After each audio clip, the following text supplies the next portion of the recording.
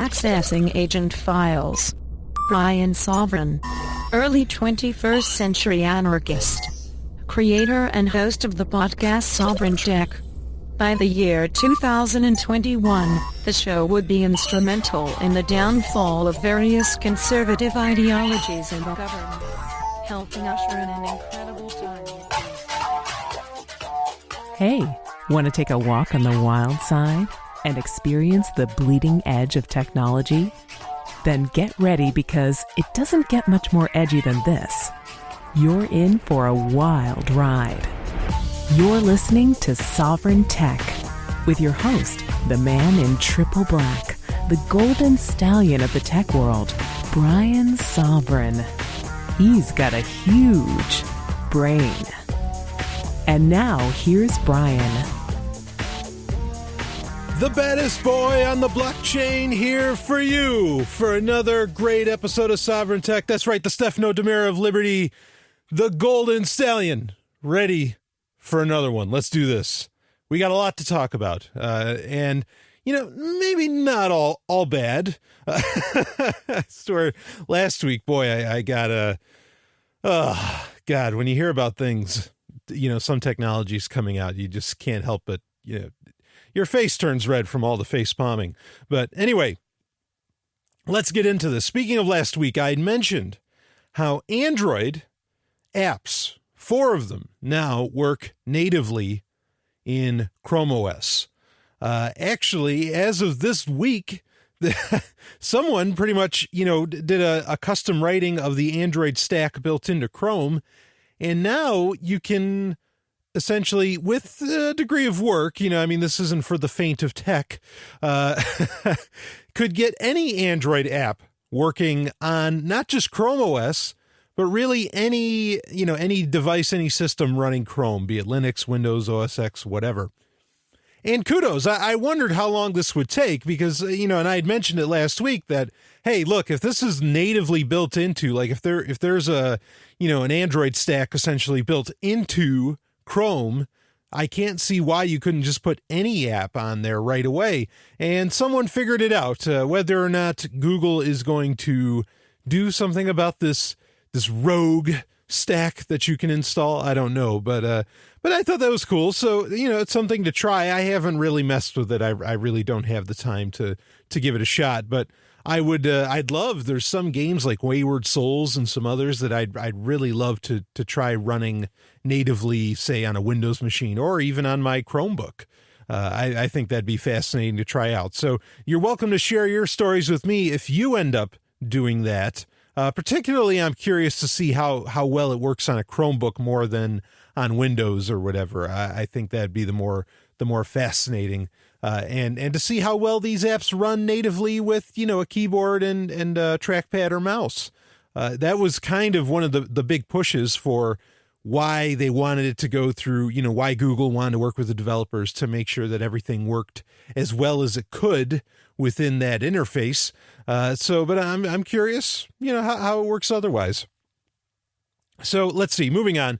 Talk about something else that maybe I kind of called, or that we had discussed, I should say, on the show in the past, is that I feel like social media, the direction it's going to end up going is more towards a personal experience, perhaps more towards a local experience, or at least to where you're dealing more with fewer people.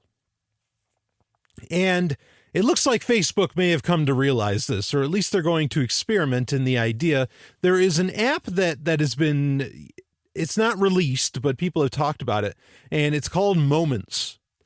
And this isn't unheard of for Facebook to create a completely separate app to do something that maybe you could kind of already do inside of Facebook. But Moments will allow you to interact with a much smaller group than what Facebook, you know, generally has you deal with. Of course, you can have 5,000 friends and pretty much a limitless amount of followers on Facebook, right? So Moments it kind of sounds like Path, which I liked. I still like Path. I like Path as, you know, its implementation, its idea of only dealing with maybe 50 to 150 people, as far as that being your actual social network. that amount of people following the Dunbar number, right? Which the Dunbar number says that we can really only handle up to maybe 100, maybe even 200 people and have healthy social relationships with them, or, viable or worthwhile, perhaps is maybe even a better term for that. So Facebook seems to be experimenting in that idea with this Moments app. It is not released. It may never get released. But it is interesting that they have kind of admitted that, yeah, really, the amount of people you deal with on Facebook is probably pretty unwieldy. So keep your eye out for that. And I can see this, someone's probably looking at this and saying, wow, Facebook's exploring this idea. We need to make an entire business model out of it. And I am totally open for that. I'd be interested to see what seed has been sown here. So now talking about something, new technologies that, wow, boy, you didn't see coming. There is, and a few listeners actually sent this to me. I don't think I can really, it's something it's something that I couldn't really extrapolate into an entire segment. So I didn't do it for Tech Roulette, but radio tornadoes. What the hell is that? Radio tornadoes is a Wi-Fi technology that is being developed to where you are pretty much directing, and in what looks like a tornado, you're directing multiple radio signals, Wi-Fi signals, okay?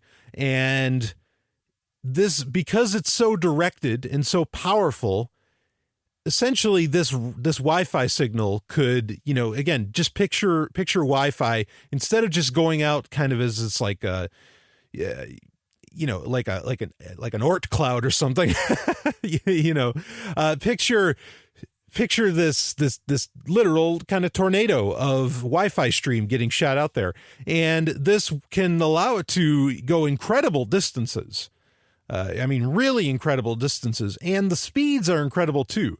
Apparently it can achieve somewhere around, you have gigabit, like in the best parts of the United States, you have 1 gigabit internet. That's like what Google Fiber offers. Well, this is 32 gigabit internet. So you're talking some serious speed. And I think it's the third or fourth largest or fastest speed ever put on record. Though to its credit, this 32 gigabit internet can happen in the wild. I think the fastest internet that's been achieved is 100 gigabit so far, but that can only exist as we know it. It can only exist within a lab setting. It's not something that's practical and that's going to be out there. 10 gigabit internet's totally practical and possible. And in fact, a lot of newer buildings, not so newer buildings, are already wired to receive that. So 32 gigabit, hey, this could be pretty wild. Obviously, if this was released today, it would require, totally new hardware on laptops. This isn't something that you could even really take advantage of, I don't think, with like USB 3.0. So it's not like you could just buy a receiver and start getting all that great speed. You'd really need the hardware to match it. But great development. I am totally in favor of this. I think it's a great technology, and the idea of having that really, that almost limitless Wi-Fi signal is pretty exciting. And I don't know that this is necessarily better than P-Cell, which we've talked about in the past, but certainly it's faster. But I don't know. P-Cell at least is being designed to where it could adapt to pretty much any device we have right now. So as to where, like I said, this one I think would need a lot of new hardware, but maybe it'd be worth it. For that speed of internet, holy shit. I'll take it. So anyway, putting that out there, I'm very excited to see how this will go, and I'll certainly keep everybody posted as this technology develops, and hopefully it does go well beyond the lab. But speaking of other things in labs, or not necessarily in labs, but in development, NASA has finally, after, 50 years, 60 years, has finally said, okay, private industry, you go ahead and you build our next space shuttles, or what they're calling space taxis. And Boeing and SpaceX have both been given the okay, the green light to start developing these space taxis that will, ferry cargo and people to the ISS and who knows where else or to what else. And this is great. Good. It's about time that this happened. And what kind of money necessarily these companies are going to make off of it. I'm not totally certain on that. I need to do a refresher. I did do a space special, a couple of years ago on Sovryn Tech, and I think we're due for an update on that, and maybe this will be just the impetus to do so. But the Dragon 2 and also Boeing's model will be used. So this is stuff that's already well into development. In fact, the Boeing model is pretty stunning. Of course, it doesn't look that much different from the Apollo capsules, ironically, or not so ironically. But yeah, good for them. And of course, Elon Musk made the very, famous charge of saying that, hey, this is the first step to us, to humanity becoming a multi-planet species. And that is definitely an initiative that I support all the way. I really feel Carl Sagan said that, decades ago, that we need to be a multi-planet species just for redundancy, alone, so that when something happens on one planet, humanity can survive on the other. A lot of great reasons to be a multi-planet species. I have no problem with that. And, listen to the whole episode because I got a lot to cover. And I am going to talk about, I'm letting this out right now, I am going to talk about intentional communities during the climax. I'll also talk about it a little bit during important email. So I know a lot of people have requested me to discuss it, and I am going to discuss it in lieu of a lot of what's been going on in the world recently, including the push for Scottish independence that didn't seem to come to fruition, unfortunately, at least right now. Let's see, a little bit of other news. There are new Kindles out there, which I find to be, it's great that Amazon puts so much fire under the e-reader. I mean, like that they just keep pushing it out there, that it's a technology that has not died. It's really comforting because reading is so important, and to not allow, new technologies that have been developed to take advantage and to somehow improve the ability to read, not just listen, not audible. I mean, really read and chew what you're, and take notes and write within the book and everything. I love Kindles. I don't love Amazon per se, but I think Kindles are some of the best devices out there. And they've got a new one called the Kindle Voyage out there, which is really slick. And so they updated they have like a Kindle Kids thing, which, boy, that is going to deserve some exploration at some point on Sovryn Tech, because there's a Kindle tablet that's designed specifically for kids. And what they're actually doing is they will, if they said, look, if your kid breaks it, we'll replace it for free. And so Amazon's really pushing for, again, I talk about all the time how Amazon is looking to be the number one tech company on the planet and, really invade every part of your life. And this is really a great way to do it because you are getting kids into your ecosystem, with a tablet that is pretty indestructible on its own. But then the fact that you can just get a new one for free at all, no matter what, when your kid breaks it, this is really like you're definitely grabbing, your future customers at an exceptionally young age. And I don't know that I totally agree with that, but there it is. It's out there. So just another big move on Amazon's part to become, pretty much the content distributor and company of the day. So, but let's get into, I've got a lot to talk about here with what I think is one of the, let's read it. Let's read what's going on, because then I'll discuss how exactly I feel about it, because I'll admit, like many others in the tech world, have kind of mixed feelings about this. And the story I'm going to read here, it's from a blog and by Eric Mill, and it's why Google is hurrying the web to kill SHA-1 or SHA-1, as like SHA-256 that Bitcoin runs off of. Okay, this is, different, but that's why pronouncing it Shaw is not uncommon. Most of the secure web is using an insecure algorithm, and Google's just declared it to be a slow motion emergency. Something like 90% of websites that use SSL encryption, again, that's HTTPS that you're used to seeing, and that's like when you use an app like or an extension like HTTPS everywhere that makes sure that it uses these certificates like SHA-1, use an algorithm called SHA-1 to protect themselves from being impersonated. This guarantees that when you go to, say Facebook, HTTPS Facebook, you're visiting the real Facebook and not giving your password to an attacker. Unfortunately, SHA-1 is dangerously weak and has been for a long time. It gets weaker every year, but remains widely used on the internet. Its replacement, SHA-2, is strong and supported just about everywhere.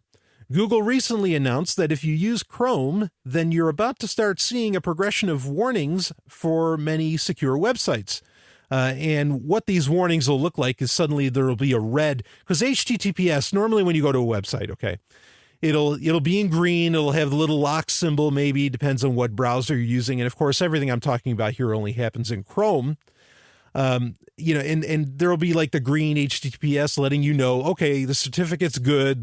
You're actually on Facebook. You are not on some kind of, fake website, or you're actually on Twitter or whatever. But now what Google is going to have Chrome do is, if it's not using a SHA-2 certificate, it's going to give you this red line. It's not going to be in green. The HTTPS is going to be in red, and it's going to be crossed out saying, danger, Will Robinson. Okay, effectively. In fact, knowing Google, they might even have it say danger, Will Robinson. So the first set of warnings will hit before Christmas, and that's of 2014, and will keep getting more stern over the next 6 months. Eventually, even sites with SHA-1 certificates expiring in 2016 will be given yellow warnings.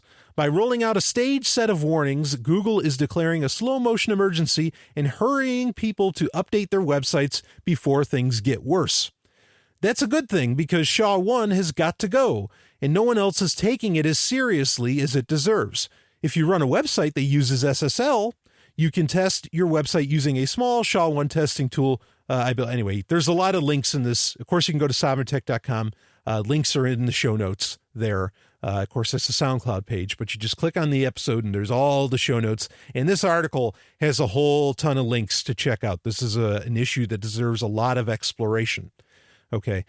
Even if you don't, I encourage you to read on. In the rest of this post, I'll cover how SSL and SHA-1 work together on the web, why it's as urgent as Google says it is, and what web browsers are doing. As importantly, the security community needs to make changing certificates a lot less painful, because security upgrades to the web shouldn't have to feel like an emergency. So I might not get through this whole thing because there's a lot I want to say about this, but we'll get reading into it so you have an understanding of what exactly these certificates do. To understand why replacing SHA-1 is so important, you have to put yourself in a browser's shoes. When you show up to a website using HTTPS, the website presents a file, an SSL certificate, to your browser. This certificate is used to do two things: encrypt your connection to the website and verify that you've connected to the real website. Any certificate can be used to encrypt your connection, but to verify that you're at the real Facebook, your browser has to have a way to decide whether to trust that certificate and show you a green lock. Your browser does this by figuring out whether the website's certificate file has been issued by a certificate authority. CAs, they're also called CAs, generally charge money to give website owners this file. Your browser trusts over 50 certificate authorities to create and vouch for certificates, ranging from VeriSign to GoDaddy to the DoD, and many hundreds of intermediary CAs to whom those 50 plus have delegated trust. As you might guess, this is a very flawed system, but it's the system that we have right now. This website certificate authority, for the time being, is Komodo, purchased through Namecheap. So another crucial test your browser demands when a website's SSL certificate claims to be issued for that website by a particular certificate authority is, can the certificate prove it? Wherever practical, the internet proves things through math. When a certificate is issued, the certificate authority included this proof by cryptographically signing the certificate using a private key in a way only the real CA could do and that browsers can verify. But the CA, the certificate authority, doesn't actually sign the raw certificate. It first condenses the certificate into a unique slug by running it through a one-way hash algorithm. So, and actually, to describe what a hash is, I'm going to have the lovely and hyper-intelligent Dr. Stephanie Murphy give us a very quick explanation of what a hash is. Hello, everybody. Thanks for letting me hijack Sovereign Tech, Brian. So I wanted to explain what a hash is because it took me and the so-called Bitcoin expert a very long, embarrassingly long time to actually understand what a hash is. And what it is a way of taking any piece of text, be it one word, one sentence, or even a book or a whole document, and putting it through an algorithm. So the algorithm would be the hashing algorithm, SHA-1, SHA-256, or etc. And what that does is it spits out a fingerprint of, 64 characters or something like that is seemingly random. So the thing about hashing is that you could take Brian and hash it, take the SHA-1 hash of the word Brian, and it would come out with some string of gibberish. And you could also take Brian spelled with a Y, just changing one letter, and it would come out with a completely different string of gibberish when it was hashed. So hashing a piece of text generates this random kind of number, and it's pretty much impossible to purposely generate a specific hash. But it's very easy to verify if you have the word or the phrase or the document that it produces the same hash, because if you put it through the algorithm, it produces the same hash every time, but you can't really generate like a specific hash fingerprint. That's why Bitcoin mining works. And I hope that made a little bit of sense. But that's what Brian was talking about when he said the browser can verify it by checking that they indeed hash this piece of text and it comes out with the same hash. Hope that helps. Awesome. Okay. That was perfect. So now, admittedly, one of the concerns that a lot of people suddenly came to the realization with in our post-Snowden era is that governments could take advantage of the weaknesses of SHA-1. Again, to discuss a lot more of the weaknesses of SHA-1, I recommend checking out this article. A lot of great links in there. So, but actually before Snowden, even it was known, because 2012, researchers uncovered a malware known as Flame. The Washington Post reported that this was a U.S.-Israel collaboration to obtain intelligence from Iran to stall their nuclear weapons program. And a leaked NSA document seems to confirm this. And so Flame relied on an SSL certificate forged by engineering a collision with SHA-1's predecessor, MD5. Now, you may know MD5, of course, that is the predecessor to SHA-1, but MD5 is what a lot of people use to sign various file downloads, so that you can confirm that what you downloaded is the actual thing and you didn't even get a fake file download, much like you would be going to a fake website. So the government's taking advantage of the SHA-1 thing too, no doubt. Okay. Now it's important to keep in mind that both Microsoft and Mozilla actually already had it in play. So you understand what this is doing, what it does. Okay. So let's get into the meat of the issue here. Microsoft and Mozilla both warned about this, and they said that they won't be supporting SHA-1 come 2017. Okay, that's the cutoff date for that. And so Google is really just bumping this way up. Okay, now, regardless, am I open to the idea that SHA-1 has flaws? Certainly. Okay, of course it does. Has anyone actually more or less cracked it yet? No. Now the government forged. So you could say that's cracking SHA-1, but not exactly. That's more tricking it. That doesn't mean it's still not a serious concern. Yes, I would want people to get away from SHA-1. Okay, and no one's saying, this is the thing, is that Google is, apparently had a conversation about it with a bunch of, web developers and whatever, and they all started freaking out. Okay, because they're not freaking out because they disagree with Google about wanting to push everybody to SHA-2. It's not that. It's that Google's really only giving them 90 days to do it. And if you read more in this article, it's a pain in the ass to get new certificates. Like, it's a pain. And that is where Google should be putting their money. And granted, Google's running SHA-1 on their own, and they don't really necessarily have an issue with this because they own their own certificate authority. Remember, we were talking about the CAs here just a minute ago. Okay, they own their own, and so it doesn't matter to them. It's going to hurt all the little guys, and this is the thing. Like we said, 90% of people that use SSL are using SHA-1. And so that's a huge chunk of the internet that essentially Google could cut off and keep you from getting to if you use Chrome. Yes, you can use Firefox or Internet Explorer, and then it all doesn't matter. But this is kind of the point that I want to get to, is that look how quickly, because we talk so much about how, hey, look, the internet's interconnecting everybody. This is great. It's a centralized system, but you want that standard. Do you? Do you still want that standard when one company gets big enough and is that much of a chunk of the internet that they can essentially cut off entire segments of it or keep you from getting to it through their browser or whatever? Do you still think that that centralized internet is such a great idea when you have granted, this is kind of low key as far as an example of what can happen, but when you have centralized servers and when you have a communication system like the internet that works in such a way, and especially where the web browser is so key, how comfortable are you with that? That someone could just strong arm and have that much control so quickly, so fast. I mean, they could just have this happen tomorrow, and most people, the average person, because everything's supposed to work like magic, right? That's why everybody was lined up for their iPhone 6s this week, because they want that magic.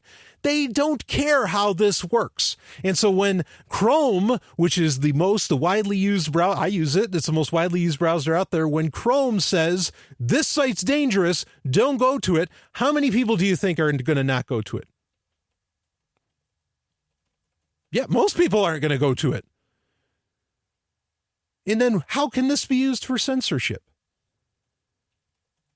What you're seeing is companies pulling the same shit that governments pull, where the government says, look, there's a danger out there. We need guns. And just in this case, it's, look, there's this dangerous encryption out there. And I'm not saying it's not dangerous, but there's this dangerous encryption out there. We need to block off these websites. We need to do something about this.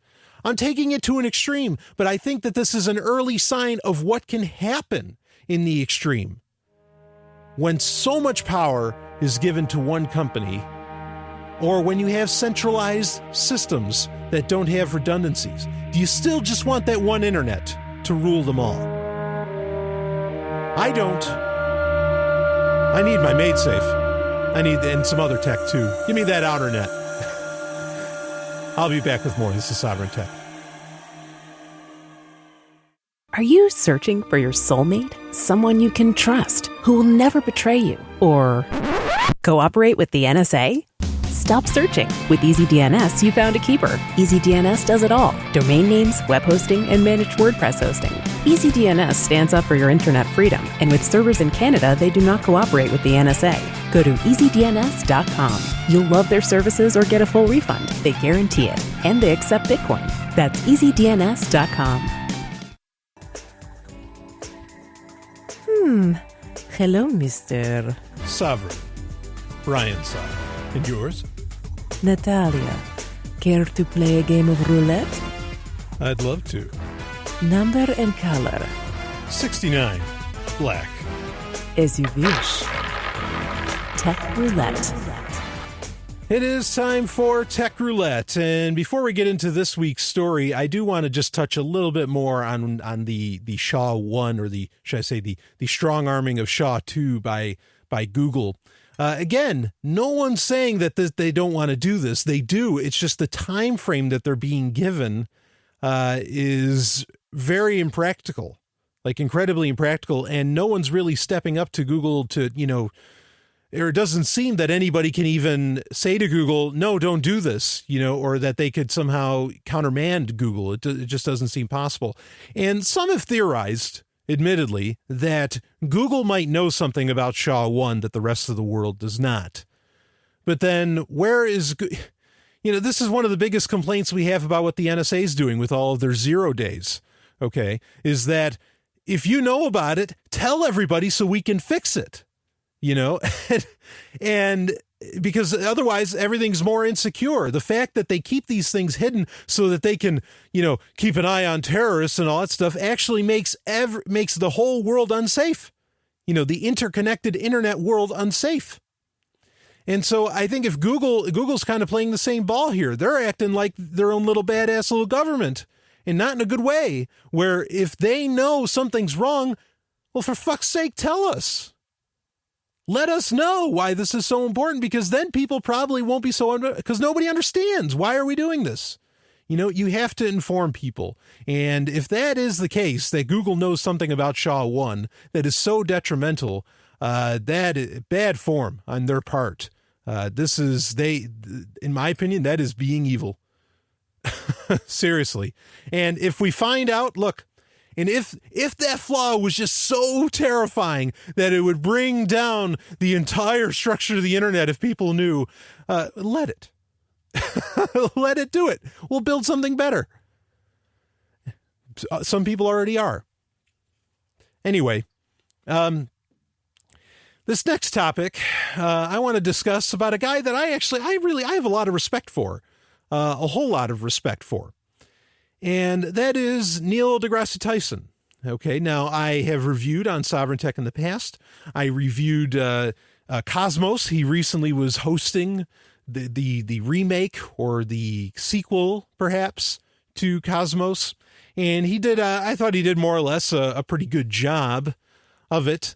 And again, he is one of those guys that is just popularizing science to so many, especially children, and so on. And I think that that's a great thing. Okay. But there has been a degree of scandal around Mr. Tyson. And I think that bit of scandal needs to come to light. And this is coming from thefederalist.com, which, whatever, I'm sure that site's atrocious, but regardless, they have good points. Even Salon can have good points, right? The article is, why is Wikipedia deleting all references to Neil Tyson's fabrication? The underline is, Neil Tyson's internet defenders sure are cultish and anti-science. Religious fanatics have an odd habit of overreacting when people have the audacity to question their fanaticism. In Iraq, radical Islamic jihadists are systemically murdering and beheading Christians, Jews, and even Muslims who do not pledge fealty to ISIS's religious tenets. Okay, I imagine that's a pretty gross exaggeration, but anyway, hundreds of years ago, church authorities and Aristotelian, wow, I've never seen that word before. Acolytes placed Galileo under house arrest for having the audacity to reject geocentrism in favor of heliocentrism. The Bible recounts how Christians were persecuted and stoned, and Jesus himself was crucified for contradicting the religious dogma of the day. You will bow to the religious zealots, or you will pay the price. Which brings us to l'affaire de Tyson. Neil Tyson, a prominent popularizer of science, was recently found to have repeatedly fabricated multiple quotes over several years. The fabrications were not a one-off thing. They were deliberate and calculated, crafted with one goal in mind, to elevate Tyson and, by extension, his audience at the expense of know-nothing, knuckle-dragging nutjobs who hate science. Tyson targeted journalists, members of Congress, even President George W. Bush. And what was their crime? They were guilty of rejecting science, according to Tyson. There's only one problem. None of the straw man quotes that Tyson uses to tear them down are real. The quote about the numerically illiterate newspaper headline, fabricated. The quote about a member of Congress who said he had changed his views 360 degrees, it doesn't exist. That time a U.S. president said our God is the God who named the stars as a way of dividing Judeo-Christian beliefs from Islamic beliefs, it never happened.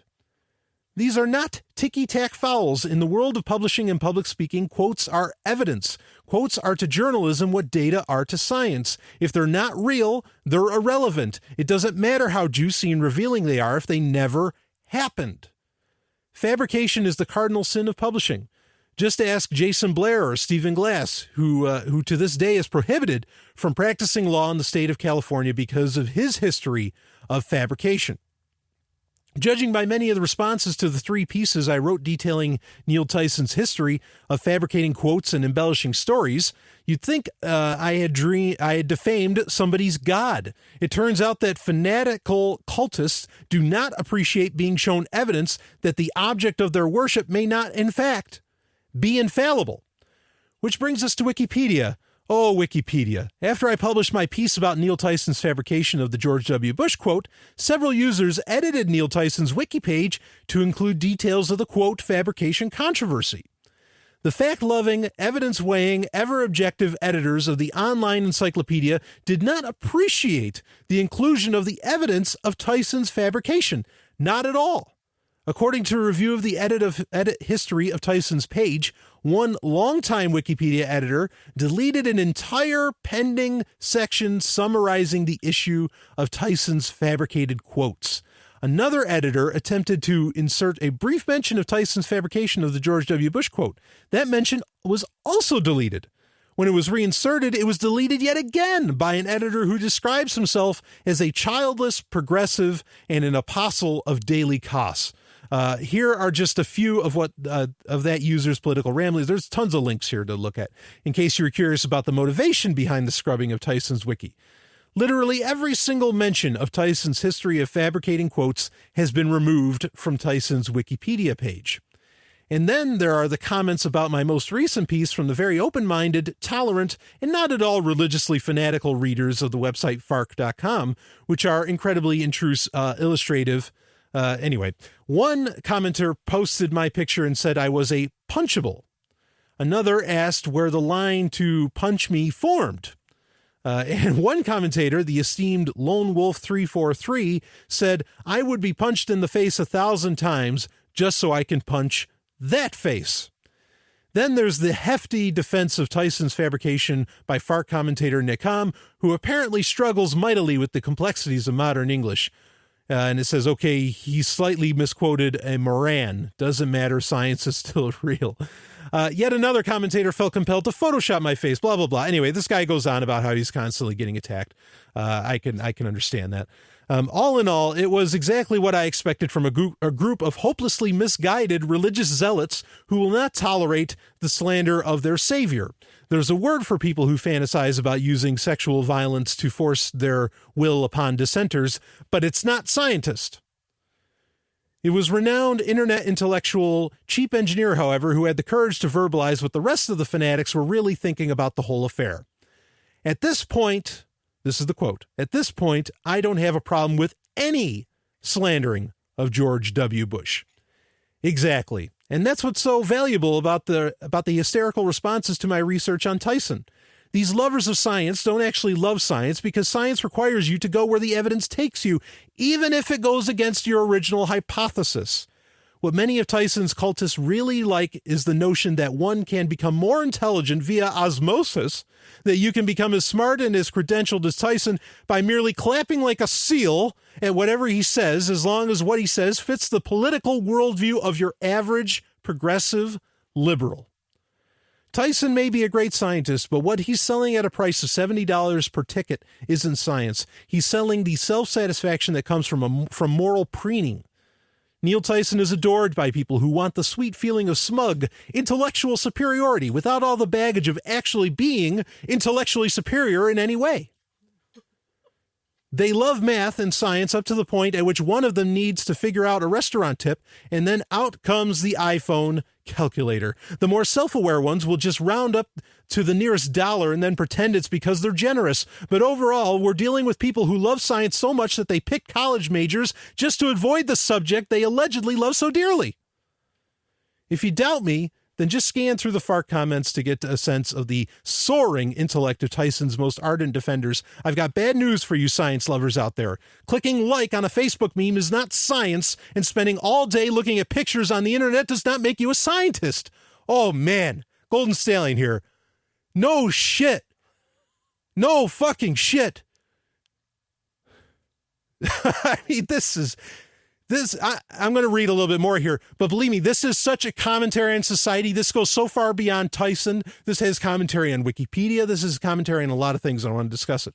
Thankfully, going back to the article, thankfully, not all fans of Neil Tyson's work are eager to shut their eyes and stick their fingers in their ears to avoid acknowledging the rather obvious faults of their faith leader. Hemant Mehta, a writer for Pathos, who describes himself as the friendly atheist, wrote a very honest and introspective review of the fabrication evidence against Tyson. Unlike many of Tyson's unhinged followers, Mehta allowed the evidence to be his guide. And here it is. I give similar speeches at different places. Believe me, I've made mistakes in my talks before. But if and when someone points them out to me, I do my best to fix them. I would expect no less from Dr. Tyson. Golden Stallion, I've been wrong on the show before too, and I fess up as fast as I can. Considering that Tyson is speaking at APPENDIX on Friday night to an audience full of skeptics, it would behoove them all to be on the lookout for these quotations or others like them. Do some fact-checking while you're listening to him. Challenge him if you can't verify what he says. If a pastor or right-wing conservative did it, we'd be calling them out on it immediately. Tyson doesn't deserve a free pass just because his intentions are pure.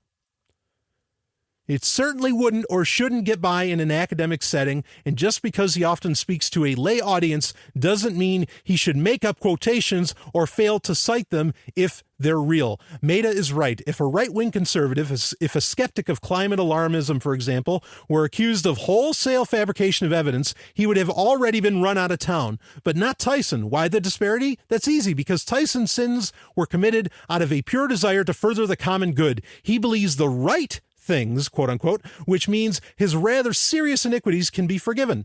A little fabrication can be swept under the rug so long as it's in the service of a higher agenda. That is not the kind of attitude that is supposed to form the actual foundation of science, which consists of following the facts and the evidence wherever it takes you, no matter how unpleasant. Science is supposed to be the search for truth, not the search for stuff that just happens to support your political agenda. Science certainly isn't the creation of bogus evidence out of thin air that the intelligence designed of quotes ex nihilo, if you will, in order to support a political agenda. Fabrication isn't science. Ignoring inconvenient evidence isn't science, and faithfully nodding your head whenever somebody says something you agree with doesn't make you a scientist. It makes you a parrot, and a religiously zealous one at that. Holy hell, yes. And this goes so far beyond Tyson, like I said. This goes to anybody, and I don't care if they're an anarchist or a libertarian or whatever. They don't have the right to go fabricating their own shit to fit even the most noble of intentions, like anarchism. You don't have the right.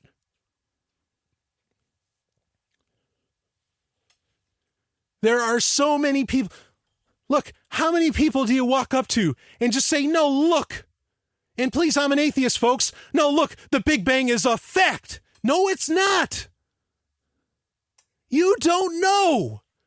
There are alternatives by very respected scientists out there, but are they going to get the time of day? No, they get ran out. They get blocked off. They get cut off. Amazingly, you can find some of that stuff in Wikipedia. And let's talk about Wikipedia for a second, shall we? Wikipedia is just one of the greatest things to ever happen to the planet. Hands down. No doubt about it, okay? I think some people might read this and say, yeah, see, this is why you can't trust Wikipedia. This is bad news. We got to go back to Encarta. We got to go back to Britannica, because at least there they curated stuff and they thought about things and they put it under committee. Committee run by who? The Queen? No, we don't have to go back to that. Wikipedia solved its own problem to some degree because there's a timeline. There's a record of edits and of what people have done. And I think you should look at that. Sometimes when you're reading some of these articles, go into the depths of Wikipedia. Wikipedia is so much more than just the simple articles that you read. And this is really important. And in fact, it's one of the most sure way of keeping knowledge disseminated throughout time, if you can. There has been times where books have been written in a similar fashion to what Wikipedia allows for, to where you can see the edits. Some of those books may not necessarily be the grandest books that history should remember, but they include the Talmud, which looks like, when you read it, it looks like a bunch of contradictions. But you need that.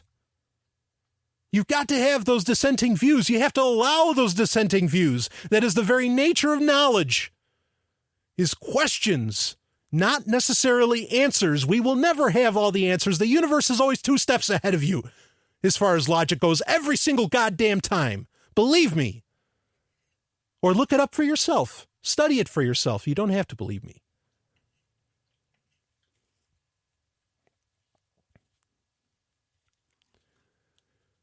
This is really unbelievable, and I shared this story on various social media because I think it makes, because the other point I want to bring up here is that I think it makes one of the most excellent, one of the highest arguments for anarchism that I've ever seen. Because when you get politics mixed in with your science, then science merely becomes an arm of the state. Science merely becomes the way to prove where we can point the gun and at who.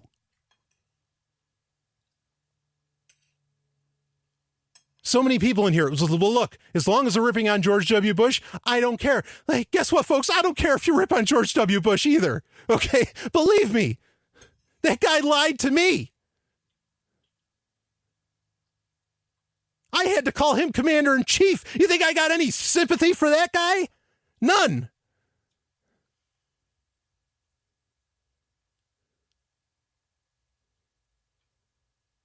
But regardless, the truth stands in the uncomfortable areas. Knowledge, science stands in the uncomfortable areas. It's not there to make other people look bad. It's there to help us find the truth and to help propel humanity forward and to help us understand life and what we do.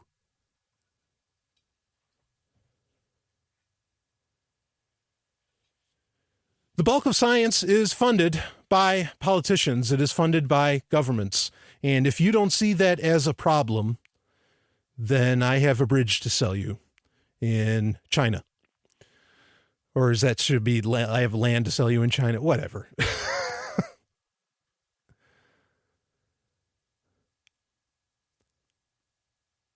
We have to remove science from that. Now, people will say, well, look, if we just leave science to private business, it'll just end up doing the same thing. Science will become the weapon of private business, and private businesses will use it against other human beings. I'm open to that, and that it would fall into that business's agendas, that science would be used to forward that business's agendas, just as clearly it's being used to forward political agendas. Yeah, at least businesses, right. At least businesses have a profit motive. Politics has a control motive and nothing more. It's all it's got. But I do want to also forward the idea, because I like to give solutions when these sorts of things come around. I gave solutions to the SHA 2 problem with Google is let's have more internets. Plural. I'm not a stupid person using the phrase, I'm on the inner tubes or the internets. No, I'm saying I want real, multiple internets.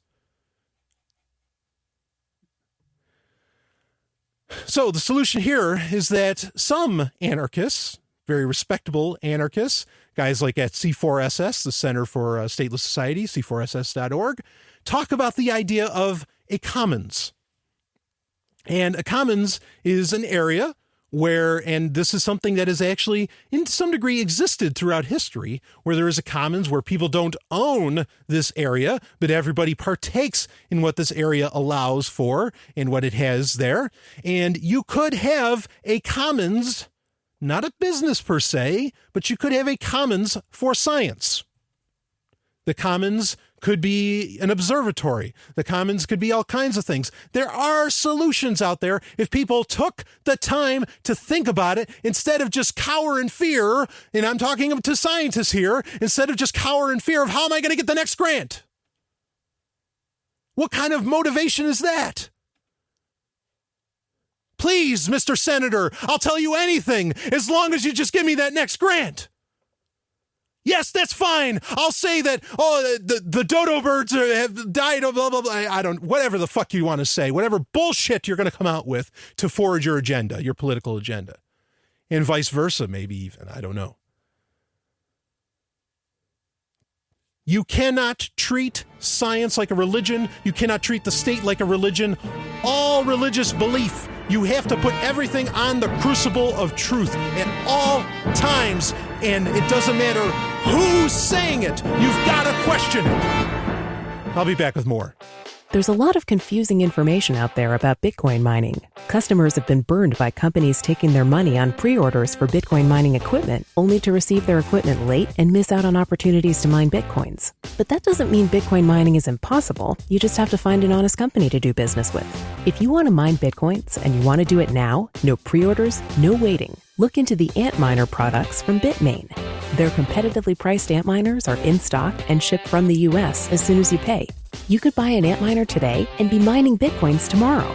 The Antminer line offers the best mining power per dollar currently available. 20% of the mining power in the Bitcoin network is contributed by Antminers. Not only that, but Bitmain is committed to support. You can get tech support and warranty service over the phone by calling 844-BITMAIN. For commercial accounts, they'll even travel to your data center to install your equipment. Get all the details at bitmaintech.com. That's bitmaintech.com.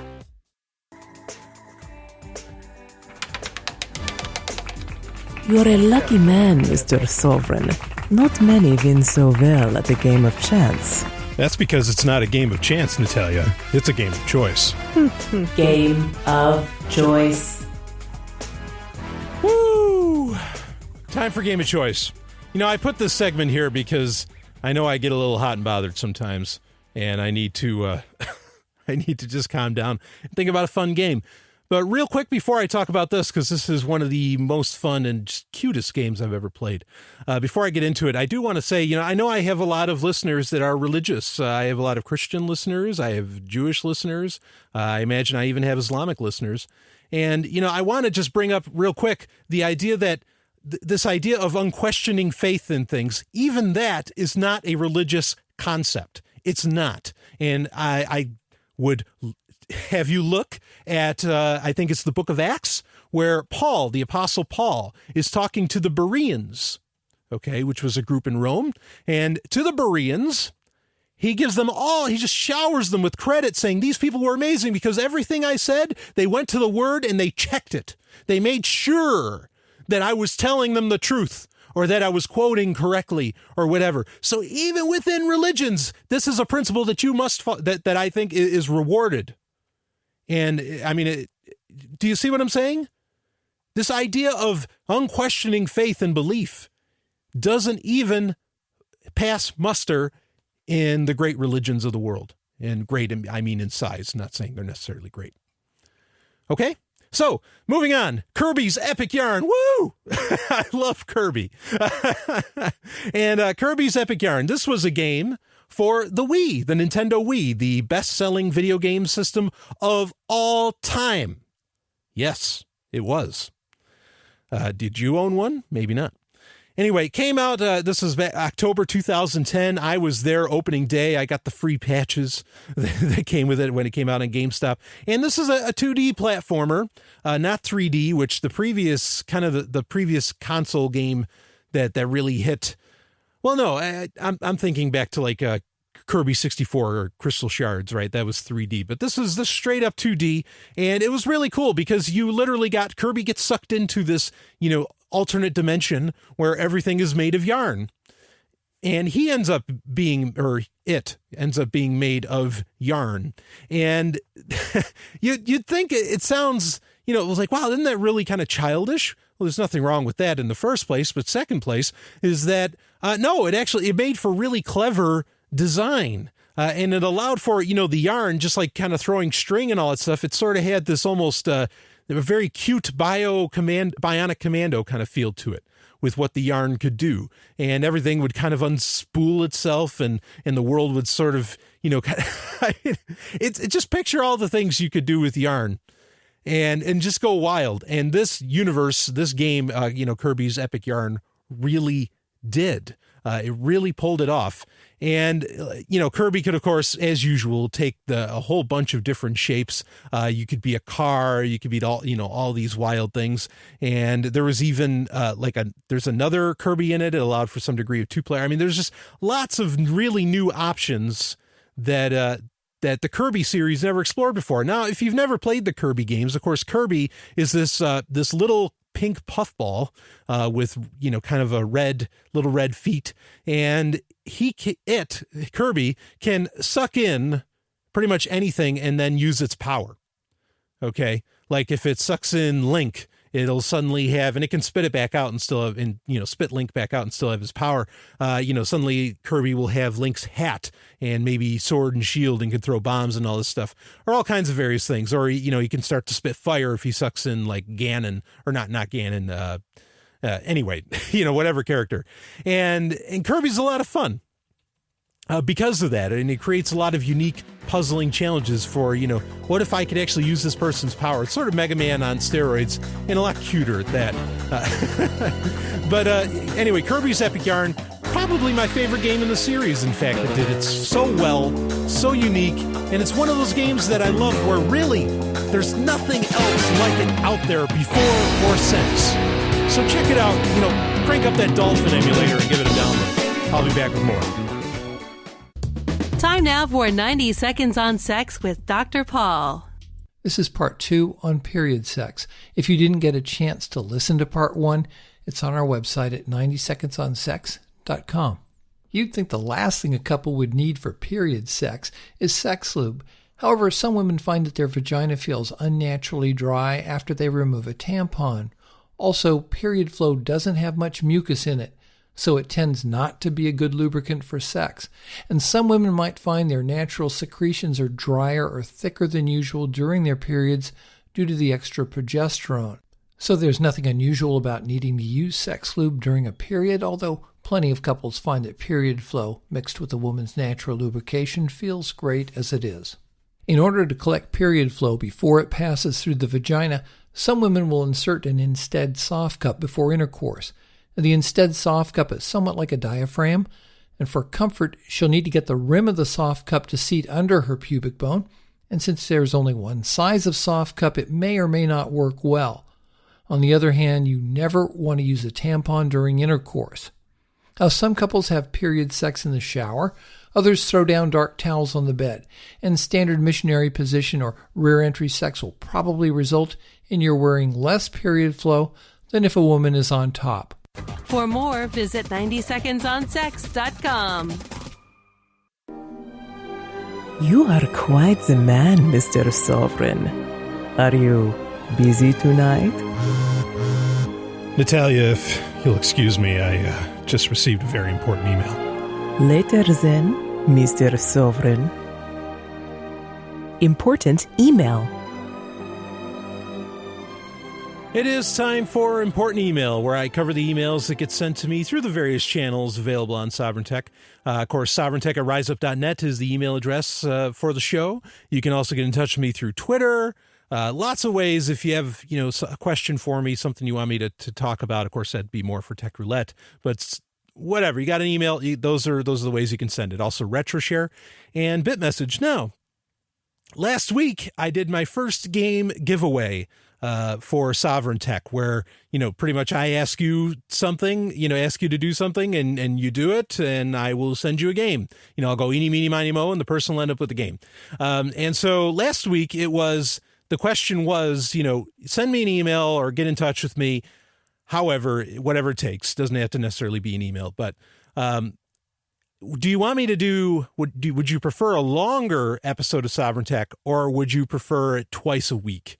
And pretty much resoundingly, everybody said twice a week. But some people also said, how about twice a week and longer? But there was no votes for just a longer show. It was always, let's do the twice a week thing. Someone else, actually, a great emailer, had the recommendation of do twice a week, but don't have the shows be like the same format. Like maybe have one of the shows be a top 8. And of course, I've got pretty much a special coming out every week for the next few weeks. I have so much content lined up, and I've got even more going on. So that won't be a problem. So by and large, you are actually going to end up with 2 episodes a week for a while, and maybe then I'll make it a norm once I'm done with the first game from Zomia Offline Games. So anyway, but I did give away Crusader Kings 2 with some great downloadable content as well. This week, I gave it away last night on Friday, and anyway, I hope the emailer enjoys it. And this week, I am going to give away another game. I am giving away Lara Croft and the Guardian of Light. And this is a really cool game. This is not your run-of-the-mill Tomb Raider game. This is a very different, in fact, there's a sequel coming out this year. I think it's Lara Croft and the Temple of Osiris. And just, I love this game. It's really cool. So, and it doesn't come with a DLC that's available for it. There's a couple DLCs, but you will get the game. So Lara Croft and the Guardian of Light. And what you need to do, here's the trick for this one. If you want this game, you need to bit message me. And all you gotta do is just say hello. I mean, you can tell me how you feel about the show or whatever, but just bit message me. And you can get the key for, I'll send you the key via bit message. So you better keep that bit message address because I'll recontact you with the key for Lara Croft and the Guardian of Light. So that's this week's giveaway, because I'd really love to get people involved in a lot of these alternative forms of communication that don't rely upon like even email for that matter. So anyway, so if you want to get involved with the bit message, well, here's a good excuse for you. You can get a free game for it. Now let's get on to the email. I've got a bit of a lengthy email and I want to read the whole thing, and I will try to discuss some of it, though some of it I may save for more discussion in this episode's climax. Okay. And this is from Ecuador. So, and again, I keep names. I don't give names unless you want me to mention your name. But hi, Brian. I've only listened to a few of your podcasts so far, but some of what I heard really resonated with me, enough for me to write my first letter to a podcaster. I'm honored. Thank you. My first to any media, since those letters to the editors that I wrote and sent snail mail in my activist days before I even heard of the internet. So this guy's been doing this game for a while. I'm living in an intentional community in southern Ecuador, located between 1 and 3 hours mountain from the nearest road. So he's in the hills. That's a good place for an intentional community, in my opinion. I pioneered the land about 10 years ago. Now, on any given day, there are between a few and over a dozen people here regenerating this degraded mountainside, planting trees, making gardens, building houses. We try to resolve our conflicts using nonviolent communication techniques. Bravo, sir. I'm a huge fan of nonviolent communication. I think it is it's excellent for dispute resolution, let alone relationships in general. We meet one afternoon per week to discuss major community issues. We make major decisions through consensus. I really enjoy listening to your ideas, everything except for the game of choice portion. Yeah, no worries.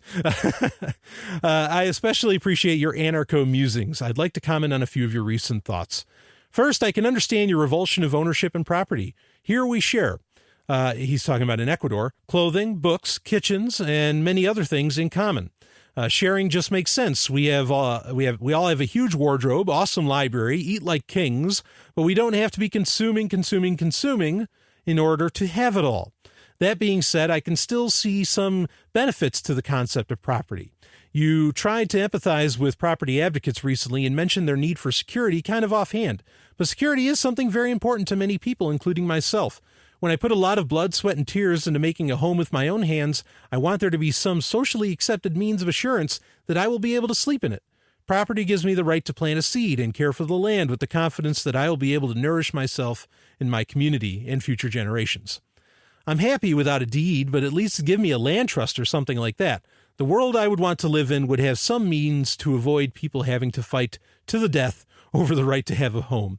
In my experience, the owners of the largest weapons tend to be the biggest assholes. Great point at the end there. Absolutely. And well, I'll read on a little more here. I don't think I completely concur with your argument against the concept of owning oneself. Again, I believe that I can understand your revulsion. I also find the concept of selling, even renting myself, to be extremely distasteful. But that doesn't mean that people aren't doing it all the time, especially the renting bit. If at any given moment during the day you asked everybody in your country, for example, whether they were doing what they were doing for themselves or for someone else, what % do you think would answer that they were actually spending their time on themselves? I bet that the vast majority would be doing something for their employer, their lover, their family, etc. Yes, they choose to do this, but that doesn't mean that they are doing it because it's really what they would be doing to live a fulfilling life. Obligation, whether forced upon us or self-imposed, is not freedom. That's an interesting point. I want to touch real quick. I just want to go back up to, that you'd like a land trust or a deed or something along those lines. I understand that. And admittedly, though, you do have to have kind of a consensus that somehow that land trust or deed would be recognized by everybody around you. So there would need to be some kind of governing body about that. And I don't know necessarily, what the solution would be for that, how exactly that would work out. And I'll probably explain more about why I don't know what that would look like in later on in this episode. But part of the solution, I think, would just be because I think governments and everything that outcrops from pretty much a really nasty alliance with governments creates artificial scarcities that don't have to be there. And I think that if those systems were removed, that perhaps, I don't know, maybe there wouldn't be so much scarcity to where people would just be like, yeah, hey, okay, you're over there, I'm over here. Why the fuck wouldn't we be? I don't know. Or maybe there'd be some kind of change of mindset on the whole thing. Anyway, I could talk about that more later. So, but I definitely understand that desire, no doubt about it. I'll read a little bit more. Survey after survey shows Americans are not very happy. I believe it's because so many of them are renting their lives away, flipping burgers to barely pay rent, spending most of their waking life inside a vehicle or a cubicle, dreaming of Friday and dreading Monday. I'm supposed to feel better for them when I compare them to those who have lost their rights to choose, who are slaves, who are psychologically broken, who are addicted. But really, all those people who are choosing to spend most of their lives doing something they don't want to do because everybody around them is, they are miserable and they choose to be. Yeah, that's a great point. In fact, I want to recommend, kind of what leads to this. I want to recommend a book that is for free. I believe it's still for free. And it's by Jake DeSillis, who is the host of The Voluntary Life. And I recently heard the first chapter of this, which discusses the very thing the emailer is talking about. The book is How to Become an Entrepreneur. I think I got that right. Or it's Becoming an Entrepreneur. And you can find it on Amazon and other areas. But, yeah, actually, the producer just corrected me on that. The lovely and hyper Dr. Stephanie Murphy, she lovely and hyper intelligent, and she is producing that book, the audiobook of that. So really, really exciting. Keep your eyes out for that. Actually, if that's how you'd rather take in the book, but it does discuss quite a bit how we are really. Yes, I mean, the emailer's right in that people are kind of choosing this because they could choose to no longer be a slave to the grind, the 9 to 5 and all of that. But at the same time, it's fair to say that people really are getting trained and it's getting ingrained in their heads, from cradle to grave, that this is how you do it, that this is the way to success. As to where Jake DeSillis would say, that pretty much everybody could be an entrepreneur. And I think if you include independent contractors under the idea of entrepreneurship, I suppose that's actually pretty possible. So, right. Yeah. I mean, it's interesting, that you bring up that point about how all these people say that they're free when what are they doing? They're just slaving their lives away. It's really very sad. Moving on with the email.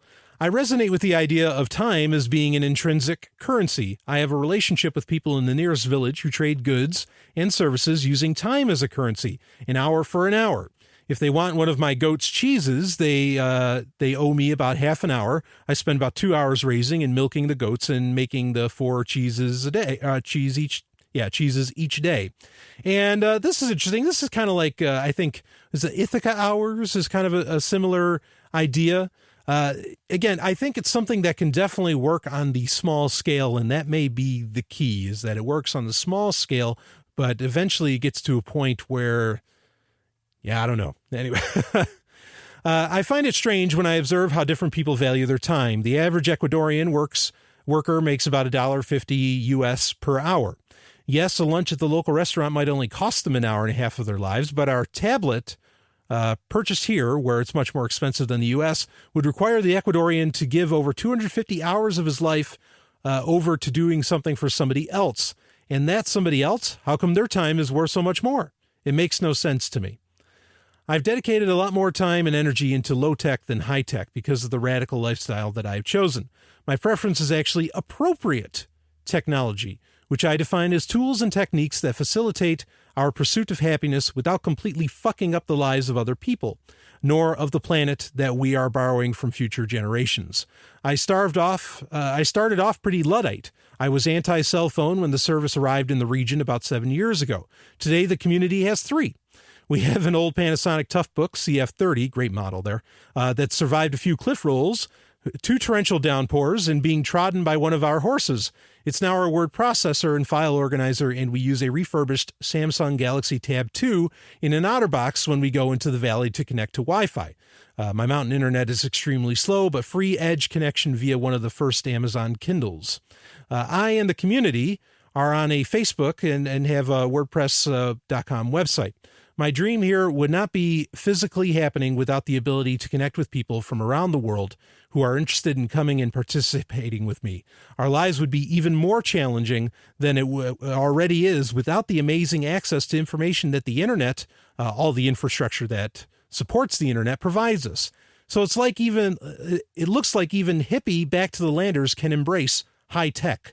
I just wish that these electronic communication devices wouldn't need minerals that are brokered from giant multinational corporations who degrade the planet and cause wars in order to acquire these minerals as cheaply as possible. I love that modern electronics use so little energy. Within the next decade, if our solar panels last that long, they will hopefully have generated enough energy as was used in making them. And then I'll actually feel like all the devices owned by the community, as well as those that come with all the visitors, volunteers, and resident members, will actually be renewably powered. I dream of the day when we have batteries that have long lives, don't need massive mountain removal to procure, and aren't toxic when disposed. I totally agree with, I shouldn't say I totally agree. I totally understand what the emailer is saying. And actually, I wish, like he mentioned the Toughbook CF30, I wish every computer was built that way. Oh, I wish it. I mean, I hate the disposable economy, you know. It really is an issue when so many of these devices clearly can be made to be practically indestructible. Putting a Galaxy Note 2 in an OtterBox, or I have a Kyocera Hydro Vibe. This thing is, I can throw it against a wall. I could throw it in a river. And it just keeps ticking. And it's so funny because nobody cares. It doesn't seem like a whole lot of people really care about that aspect because everybody's lined up for the iPhone 6, and the iPhone 6 isn't even waterproof. And iPhones are notorious for broken screens and all this stuff. And I also agree with you that it really is great for a lot of reasons. One of the original reasons I used to support the idea of devices that use lower energy, even though I know that that's a byproduct of green initiatives in laws coming down from government, which I don't support, is because, especially when we go to colonize space or something, or even when we go to mountainsides like this great listener, you got to have that lower power becomes life changing. It becomes, life saving to have low power, devices that don't require a whole lot of energy. Absolutely. So I think that's pretty cool. Just a little bit more here to read. I haven't noticed much concern on your behalf regarding environmental issues. Stephanie recently alluded towards climate change skepticism. As a farmer, I am by nature supposed to bitch about the weather, so perhaps I am too biased to get into a debate about climate change. But have you noticed that on a global scale, species extinction is skyrocketing? Clean water is becoming extremely scarce? Do you think that the modern global industrial system can sustain itself even as we begin to run out of certain non-renewable natural resources? Do you think that we will continue to be able to feed a growing population in a post-petroleum world?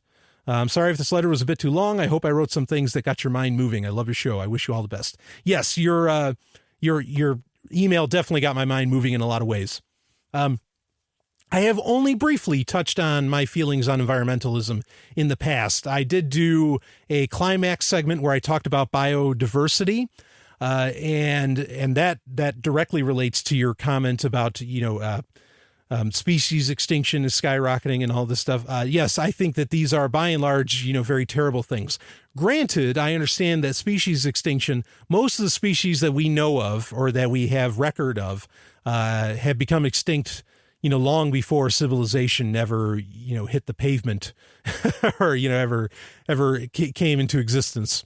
And so species extinction does, of course, naturally occur. But at the same time, I don't think a lot of people consider the fact of, like mainstream agriculture, how that destroys, and it really does. It destroys entire ecosystems that we don't know what the purpose of those ecosystems were. And those ecosystems, and it could have been a very healthy thing for us, in fact.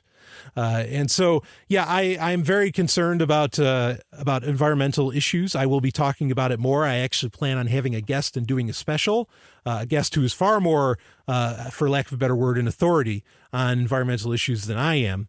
I come at it pretty much my entire thoughts on environmentalism just comes from the fact of promoting biodiversity. And no doubt, a lot of what humanity, the petroleum world, like you mentioned, or perhaps the post-petroleum world that we're going into, has really, certainly the petroleum world has done a lot to destroy that biodiversity and thus by default, I think, destroy the health of humanity in a lot of ways. And do I think that you can feed a growing population in a post-petroleum world? Maybe not. And I know a lot of people want to say, well, the market will provide. I get that idea, okay, but at the same time, I don't know. I mean, I a couple episodes ago, I had that the world clock, or it showed the world I think it was worldpopulation.info, the website I did for Website of the Week. And I mean, the number just keeps on rising and rising and rising and rising. And you just go, holy shit. I mean, and interestingly, I think a lot of people in governments themselves recognize that there is going to be an issue here. And maybe that's why suddenly NASA has such a strong push to land on an asteroid and start really mining, and getting materials from these things. And so I guess there's some degree of recognition of that. I don't know. I could say that the market would figure out how to allow people to live on a lot less and a lot longer and all this business. There's a whole lot of theories out there, but I think this deserves a lot more exploration, and it will be talked about more on Sovryn Tech. And I really appreciate the insights, emailer, that you gave on how you're living.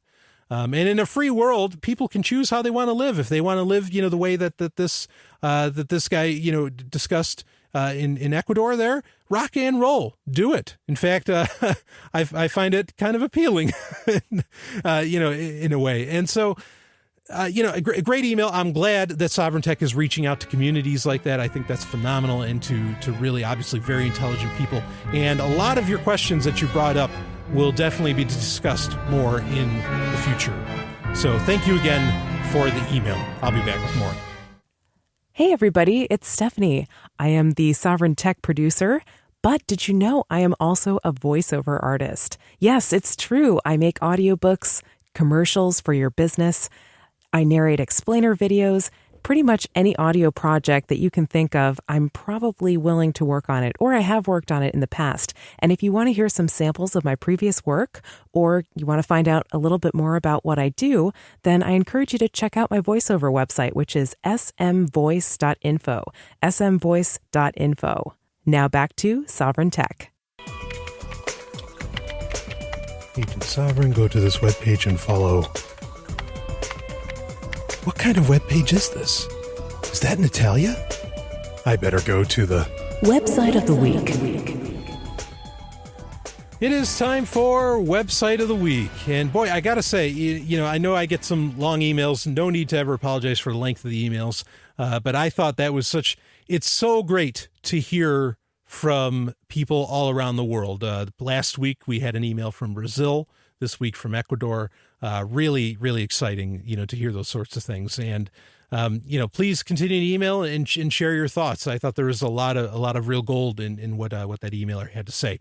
So, for Website of the Week, this is a website that I found particularly useful recently, and it's RGhost.net.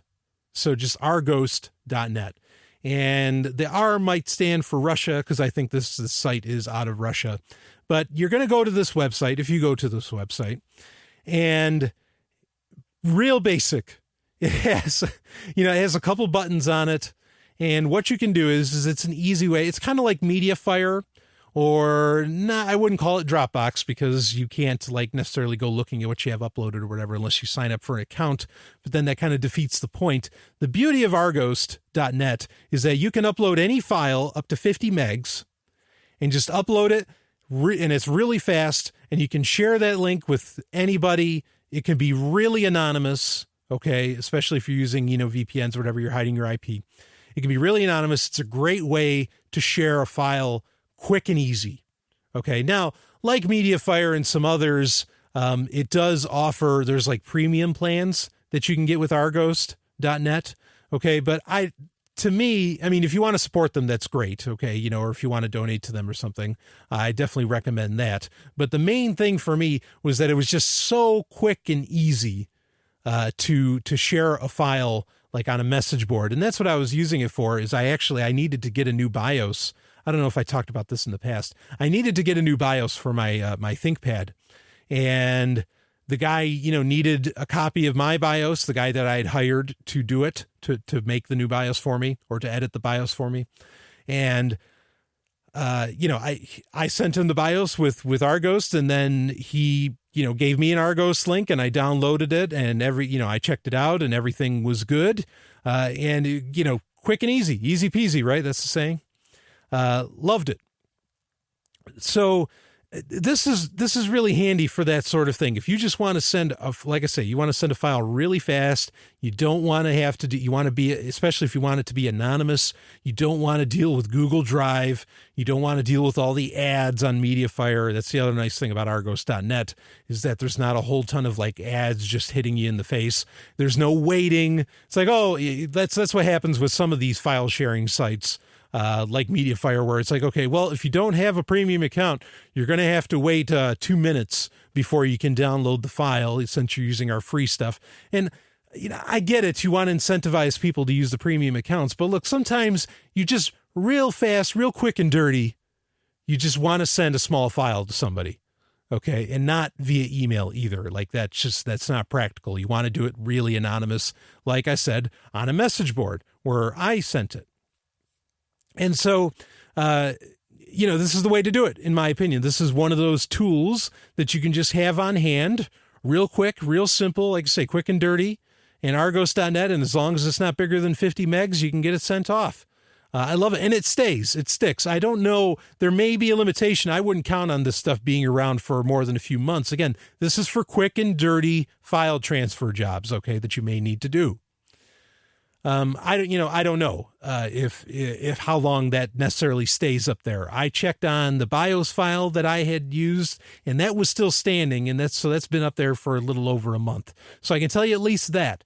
But again, this is all about the quick and dirty anonymous transfer of files. Okay, and that isn't going to be messed around even on US servers for that matter. So RGhost.net, I really like it. Obviously there's other ways you could use. Of course, you could just use RetroShare if you wanted to send stuff somewhat anonymously. But this is like I said, this is totally anonymous, because all you're doing is giving somebody a link, as to where even with RetroShare, if it's tied to your identity, if you're using it as like one of your primary services and letting people know that, hey, that's Brian Sovryn right there, then you wouldn't necessarily be able to send the stuff anonymously. This will allow you to do that. So I love RGhost.net. I don't know that you necessarily need to get a premium account with them. There's plenty of people certainly that are doing that. But if you want to, of course, if you used it a lot, you could donate to them. But it's again, real handy tool. I can't say it enough. That's the whole point. There's probably better services out there, but this is just quick, dirty, anonymous, and I love it. RGhost.net. Anyway, I'll be back with more. This is Sovryn Tech.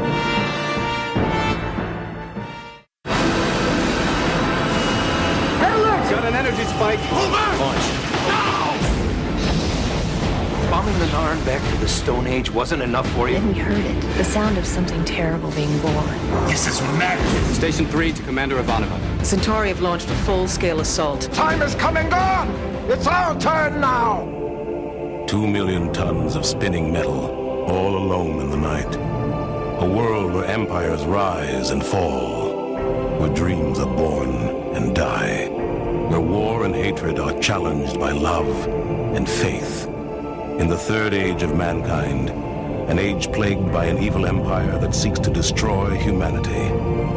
It is our last, best hope for peace, for victory, for freedom. It is Babylon 5. Babylon 5 is available for download on your favorite torrent site. See it now to experience the greatest show in television history. Babylon 5.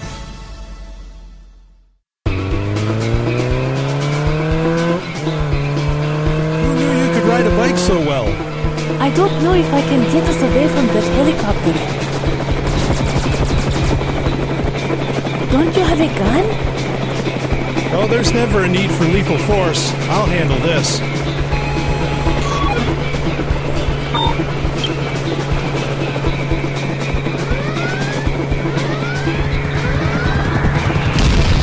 How did you do that?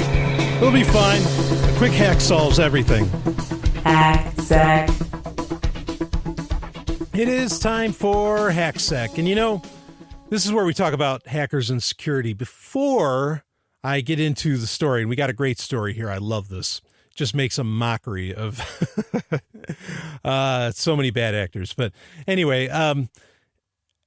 that segment, the intro there the intro to this segment, I should say, to Hacksec, where the character of Brian Sovryn and Talia's driving away.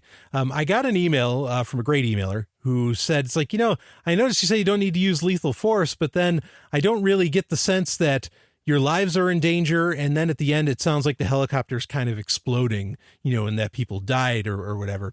That was actually, admittedly, that was kind of it was really tough to get a lot of that across. Now, I tried to make like laser shots going off. If you listen in it, there's laser shots, and those laser shots are supposed to be being shot at Natalia and Brian Sovryn in that while they're riding on the motorcycle.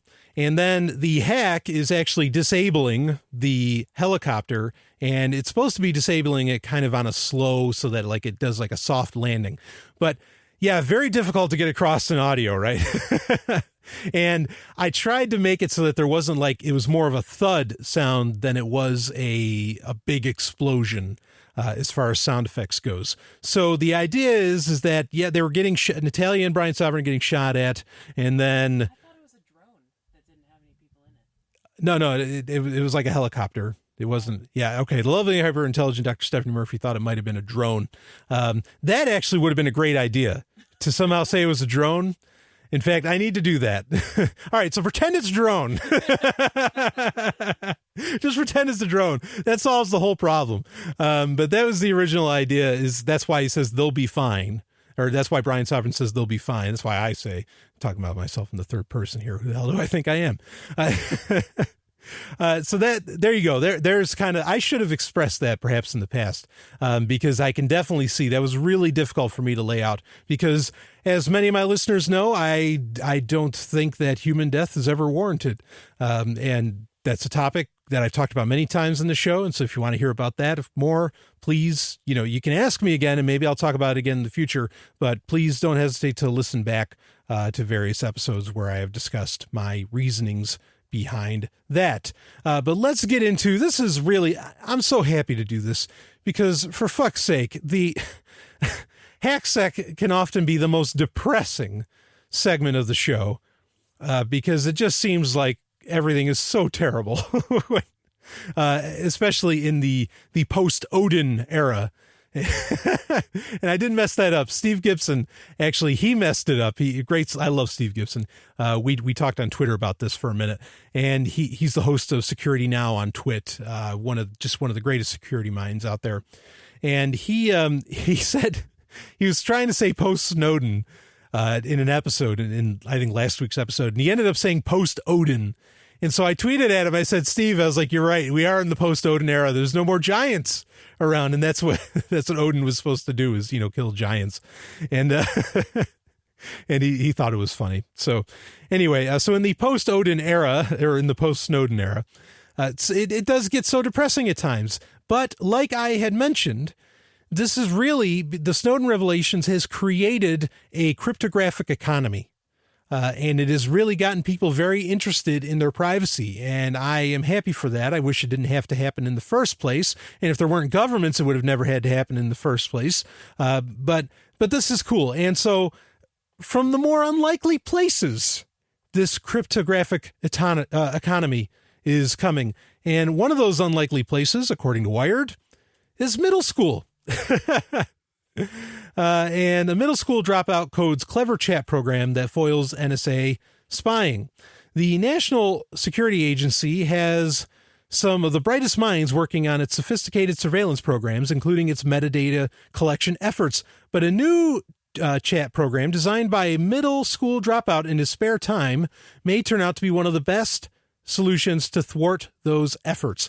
Prompted by Edward Snowden's revelations about the government's intrusive surveillance activities, loosely knit citizen militias of technologists and security professionals have cropped up around the world to develop systems to protect us from government agencies out to identify us online and grab our communications.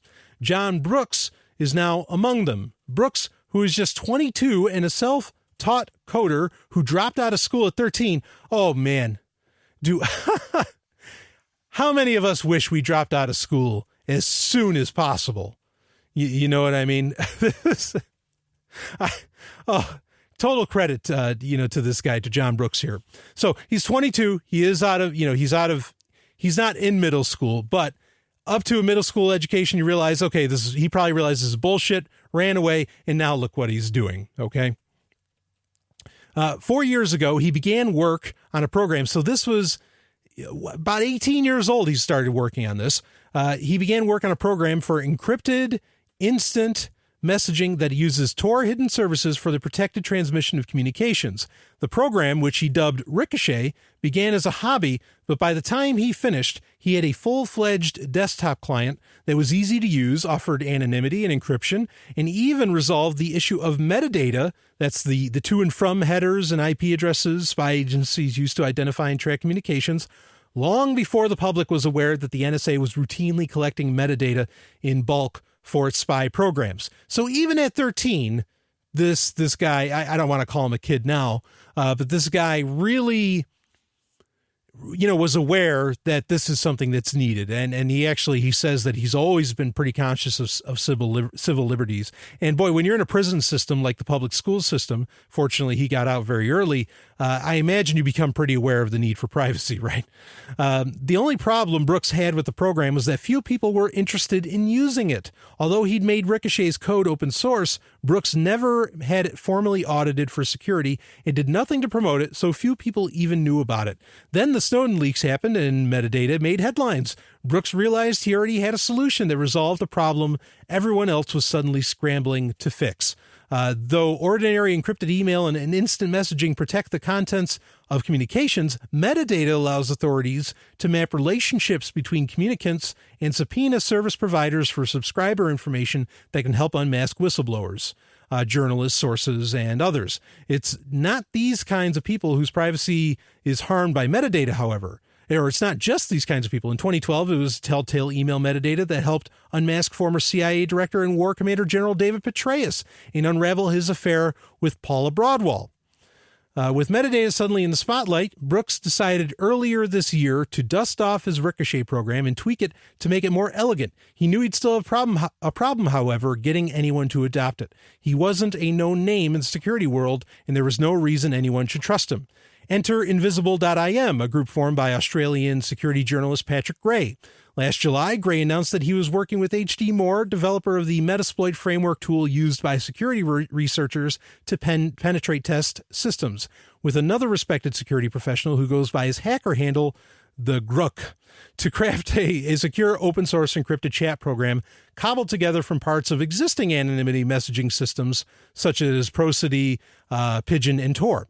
They wanted a system that was highly secure, user-friendly, and metadata-free. Gray says his primary motivation was to protect the anonymity of sources who contact journalists. At the moment when sources contact a journalist, they're going to leave a metadata trail, whether it's a phone call record or instant message or email, he says, and that data is currently accessible to authorities without a warrant. So definitely a need for this.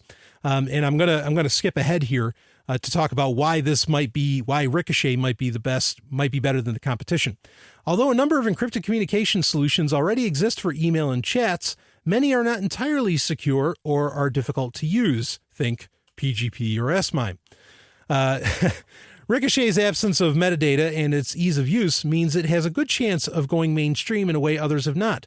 Wicker, for example, is a competing encrypted chat program that doesn't preserve the communication or metadata of users, so there's nothing recorded by default for spy agencies or law enforcement to collect from Wicker from a court order. But unlike Ricochet, it uses central servers to transmit the communication, which Brooks says makes users vulnerable to timing attacks. Anyone tapping the connections to Wicker's servers could conceivably map the parties who are communicating and establish relationships between them. Intel agencies can watch the traffic going in and out, and just the timing of those messages will probably be enough to tell you which IP address is talking to this IP address. Wicker CEO Nico Sell says the company has implemented a number of solutions, including proprietary ones that she declined to identify, that prevent timing attacks from occurring. So far, however, Wicker is only available for the mobile platform, though Sell says they're expanding to other platforms soon. Tox is another solution which we talked about, but that has various issues, in fact, listed here. Tox pushes secure communication forward in that it's not really a central server, but as it's currently designed, it allows a direct IP-to-IP connection that can be tracked. That's the problem with this whole anonymous space. 9 out of 10 people who are trying to do it don't really know what the problem is. The problem is metadata. Brooks says he's surprised it has taken this long to address the metadata problem, though given that user-friendly email encryption is still something developers have yet to perfect, it perhaps shouldn't be a surprise. So a little quick here on how Ricochet works. To build Ricochet, Brooks patterned his program on something that already existed, which is TorChat, and that's a peer-to-peer instant messaging program from 2007. Ricochet doesn't, TorChat had a number of implementation problems when it came out, however, and has largely been abandoned by users, which is true. I don't use it anymore. But Ricochet doesn't communicate with central servers like Wicker and doesn't allow direct connections like Tox. Instead, each desktop client operates as a Tor hidden service and uses the Tor network to transmit encrypted and anonymous communication. Now, this brings up the issue overall. Is Tor itself secure? And some people, perhaps some issues recently, have lent credence to the fact that it may not be a good thing necessarily to use, or it may not be totally secure. Don't stake your life on it. I'm really excited about this technology. You can read more about it. And I don't know that I definitely would put it, I don't know if I'd put it as a higher, use case than Telegram. I still think Telegram's one of the better implementations out there, but Ricochet looks interesting. And hey, parents, if your kids want to get out of school, look at what they can do. They can solve the world's problems with software like Ricochet. So interesting stuff. You can read more about it in the show notes at sovryntech.com. I'll be back with more. This is Sovryn Tech. Hey, everybody. I really appreciate all of you that listen to Sovryn Tech. I hope you have as much fun listening to the show as I do making it. And hey, if you have a good time listening or learn something from listening, you can donate to the show. Just look in the show notes at sovryntech.com. There you'll see addresses for Bitcoin, Blackcoin, Next, Litecoin, whole slew of ways to donate to the show. And believe me, I'm not going to complain if you only send 2 millibits, or what equates to $2, unlike some people. But, also you can donate via PayPal using the affiliate links on the left-hand side of sovryntech.com. And oh yes, please feel free to use those affiliate links. You can also help the show by circling me on Google+, following me on Twitter, or following Sovryn Tech on SoundCloud. Anything you can do to help, believe me, it helps. So I love all of you, and thank you so much for listening. Now let's get back to more Sovryn Tech. Well, looks like we made it out of the country. Good driving. Let's find some place to relax. Somewhere with a nice big bed, I think. Let me pull up an app. Sounds good to me. Software of the Week. It is time for Software of the Week, where I cover software that I consider useful. Sometimes it's something terrible. Sometimes it's interesting. Certainly Ricochet, like we were talking about, is very interesting. I look forward to seeing that implementation. Also another implementation I didn't get to mention is Bleep is out there. I mean, these apps are just coming out in droves, and it's good to compare them, contrast and compare. I thought that article was interesting because it kind of talked about the concerns of tracking people by the timing of their IP addresses. And that's something to definitely look out for. I don't know that there's any out there that are that totally like foolproof. I mean, if it's being done client side, then I think you're in much better shape. If I really had to send like a very disastrous message, I would probably trust the client side secret chat of Telegram. But that was only after a long while of me really thinking about that. So using any of these technologies, you want to really give it a lot of thought. BitTorrent, again, I mentioned they have Bleep that came out for Android, and I think it came out for Linux, OS X, and Windows, or at least OS X and Windows. And I've looked at that, and that's pretty slick. But I mean, that's going to allow for anonymity, but it might not solve the metadata issue like Ricochet talked about. So I hope Ricochet really, starts to take off. I think it's got it has a lot of really great ideas built into it. So, but that's not what Software of the Week is this week. This week, it's actually, I have a new, and it's not that new, but I have a new favorite torrent service or torrent software that I like to use. Not service, software. And that is Deluge. Now, Deluge has been around for a while. I think like 2007 is when it first came out. And boy, has it grown up. I had used like qBittorrent or uTorrent. And uTorrent has just gotten, like, there's so many ads, and yes, there's a way to get rid of that, but just running it stock, uTorrent is just loaded with, so much useless stuff in it. Like, I mean, you're getting this really, and I think the interface itself is pretty clustered. I don't, it's not, it doesn't feel cohesive, doesn't feel, good and sleek. Like I like with a transmission, when I'm using a Linux machine, I like to use transmission as my BitTorrent, option. And of course on Android, I use tTorrent, which is just awesome. All those services that I just mentioned are pretty clean, as to where uTorrent I find generally isn't. And so Deluge has really grown up, and talk about a clean interface, and talk about really simple, fast, BitTorrent technology. I mean, this has got it, and I'm really putting it at the top of the list as far as torrent software, even above qBittorrent. I think it's even doing a better job than that. And again, this is it's on the GNU 3 license, all the good stuff, and it has a lot of. Here's the other advantage to Deluge that I don't find in any of the other ones, and though maybe I just didn't see the setting in uTorrent or qBittorrent or whatever, is that this allows for some degree of privacy.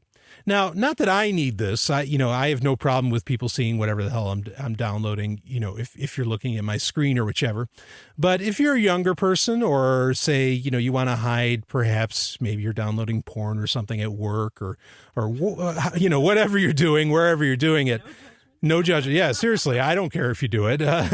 But if you feel a need to hide this fact, then this is the torrent software for you, because it will allow you, it has built into it the ability to password lock.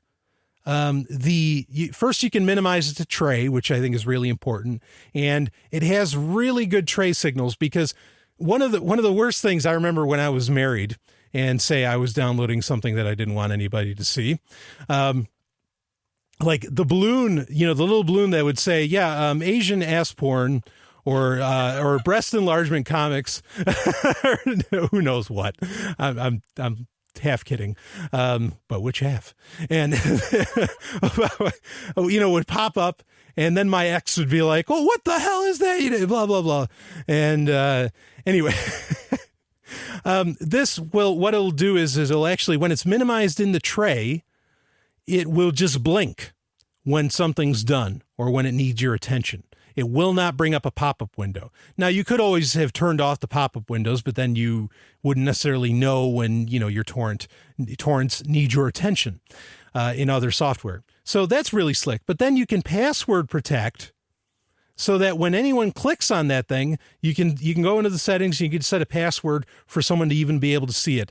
There's a lot of options on really like how to hide your torrent activity with Deluge. And so I think Deluge it really takes top marks for me.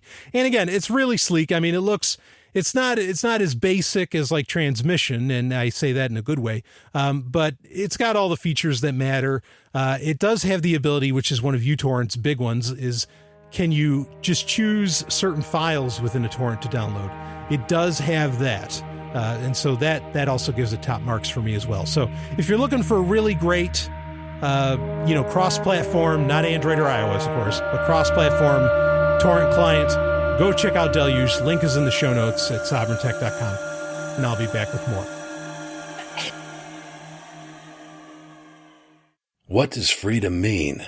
Tune in to LRN.FM to find out. LRN.FM is the Liberty Radio Network, a collection of live talk radio and podcasts, all coming from a principled pro-liberty perspective. LRN.FM show hosts aren't left, right, or conspiracy kooks. You can tune in 24/7 to LRN.FM via your phone, computer, satellite, and more. Listen free anytime at LRN.FM. That's LRN.FM.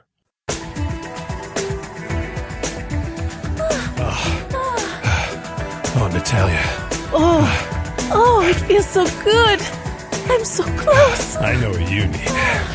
The climax. It is time for the climax, where I talk about whatever the hell I want to talk about. It could be a topic, could be a movie, could be a TV show, could be a comic book, could be a book, could be an album. I mean, it could be anything. And this week, I am going to talk about, albeit briefly, there's only so much time in the climax, but I am going to talk about intentional communities, which we kind of discussed with that great email from the gentleman in Ecuador. And the reason I want to talk about intentional communities also is, of course, because in Scotland, there was a push this past week to vote for Scottish independence. That vote was not successful for them to break away from the United Kingdom. And unfortunately, and I really, believe me, I'm not one for political action, and I'm not one to think that voting does anything. But at the same time, I am also, grinning ear to ear anytime a empire is crumbling. And that's the United Kingdom is still very much a symbol of, British imperialism. So unfortunately, that didn't happen as much as I wish it did. And so it brings to mind, what can a person do? How can you really get freedom in your lifetime? And the one thing that I've said over and over again on this show that you can do that would seem to work to get to get to a real anarchist society, to really have that, to have your dream world, essentially, is to have intentional communities. And not just intentional communities, like in one area per se, but intentional communities all over the place, here and there. Everybody has different tastes and different, abilities to take different climates and areas and whatever. So I do think that this is really the way. And a lot of people have emailed me saying, hey, would you talk about intentional communities? And so, here I go. I want to, before I get into, my overall thoughts on intentional communities, I do want to share with you a story.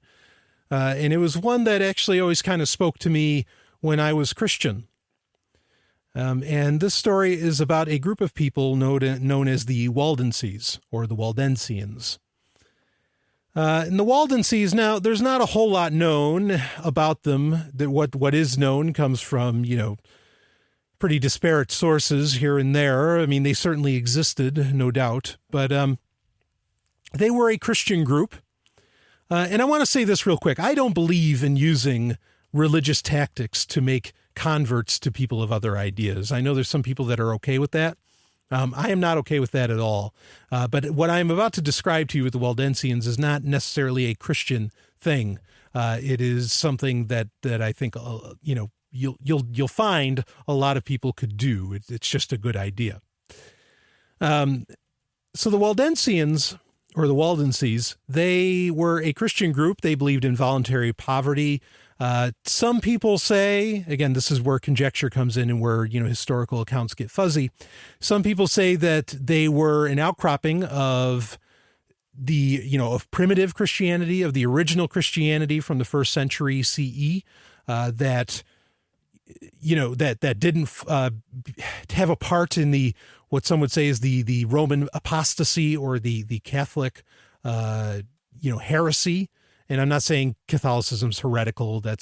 I'm an atheist. I don't have any skin in the game. I'm just telling the history as it comes. And the Waldenses, they believe in voluntary poverty. They had a whole bunch of, some people say that they still worshiped on the Sabbath, that they never accepted the day of the sun like the bulk of the rest of Christianity did. That's another story for another time. But anyway, they were an intentional community of Christians, and they would go off and live in the hills. But of course, at the same time, they were a people that, they had the Great Commission, from the Bible, where they had to spread the word of God. And so they would go down to, they would go down from the hills, from the mountains, via the Piedmont, the Alps, whatever, and they would spread the word of God. And this was not good because they weren't ordained by the Catholic Church.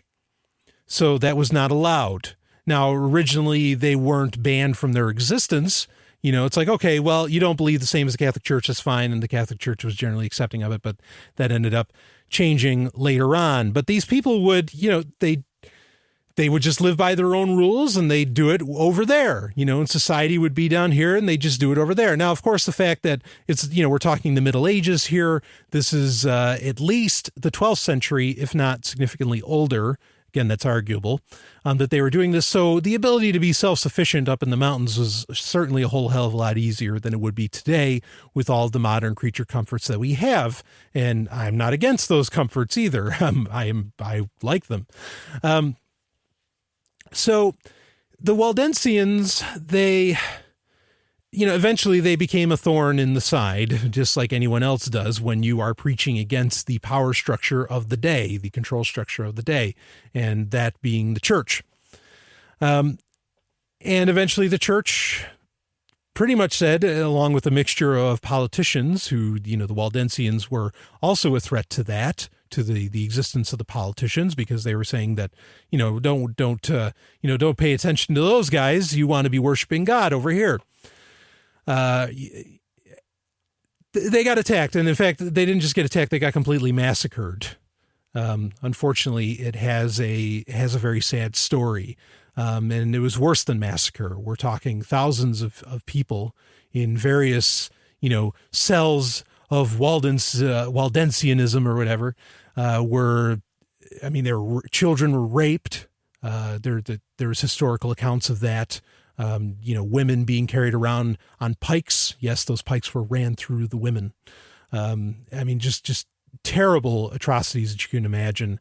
And of course, some Waldensians, led kind of a rebellion against the state and church at the time. And others really just, went off to other areas where, they could just practice a little more freely, say, in Sweden or wherever else. And the Baptists and the Anabaptists of the times, who they were also kind of at war, more or less, with Catholicism, which is ironic because while some people will say, well, the Protestants were so much nicer and the Catholics were bloodthirsty, not at all. The Anabaptists were just as butchered, ironically, by the Baptists as the Waldensians were by the Catholics. Literally, there were massacres that were enacted. So my point in talking about that, though, is that when you have a certain way of living, how you want to live free, whatever that may mean to you. One of the ways to do it is to just get away from the cities, from the state, practice elsewhere. Okay. And, practice your anarchist life elsewhere. And so this is where intentional communities come in. You find people that are of like mind, and you go off to an island or you go off to the hills or whatever.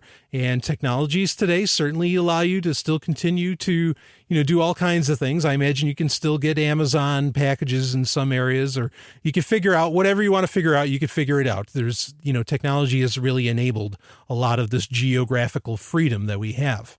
And these ideas have been tried, sometimes successfully, sometimes not in the liberty movement already. But a lot of people, I think, do recognize that, yeah, this is one of those paths to freedom, be it grabbing an island or a certain land mass in another country or whatever. But you're kind of getting away from it, and you're just figuring out how to keep connecting the modern life to it. And no, I mean, obviously, if you don't want the modern life, this becomes incredibly far more simple, but I'm not really necessarily advocating for that. So with an intentional community, you have your like-minded people, but here's the thing, and this is kind of what I was alluding to earlier, is that a lot of the ways that humans can actually have freedom of association, and not have to worry about things that can become just as controlling as any government, like I mentioned, contracts and others, okay, and other various forms. There really is there's a certain number of people that you can only have, and it can't really grow. And that's the thing with the intentional community, is that, yeah, I mean, maybe it only works with, 20, 25 people. Maybe it doesn't go past the Dunbar number, where it ends up being, maybe 100 people, maybe even that's too much, who knows? But it would appear that human freedom is somehow, at least in my opinion, it is linked to the fact, to the amount of people involved. So many of the technologies that we are developing are trying to allow for human rights on a mass scale, where human rights just would seem to maybe they just can't be respected when the numbers get into 7 billion, And I don't think, I know a lot of people talk about the idea, and I understand the idea, and I'm not saying it's a bad one per se. Okay. Well, a lot of people say, well, we will outbreed, we'll breed a peaceful generation of people that will just, will make the world better, just from the get-go, just from their very existence. And, especially when you look at the numbers, look, you're not going to outbreed status. It ain't happening. I mean, the number just keeps going up and up and up and up and up. So I think really the only answer is to get away, and perhaps to actually secretly get away. And this is maybe where the hardest part of an intentional community comes. I mean, you can all sort of agree, like a Max Stirner union of egoists, you can all sort of agree on, voluntarily agree on how you want to live or whatever. And maybe that ends up looking very little different from a polyamorous, a slightly larger scale polyamorous relationship. But that really becomes the key, is how do you create this without anybody knowing? And you really all kind of have to decide on it. And in a union of egoists, which I recommend you look into because it's an interesting concept, within that, pretty much it's an entirely voluntary association. I mean, if someone, when the union of egoists breaks up, when someone doesn't want to be a part of it anymore and they just walk away, there's no ostracism required. There's nothing of the sort. People just walk away. It'll just be these pockets all over the place. And honestly, I think that's the best humanity's ever going to do. And I don't necessarily think that if you create this really happy lifestyle somewhere that everyone's going to want to copy that. I don't think that there's no guarantee that would occur. But yeah, I mean, to some degree, you're creating a Galt's Gulch, right? I mean, so this isn't necessarily a new idea. But I think it is the only real path, and it deserves a lot of exploration.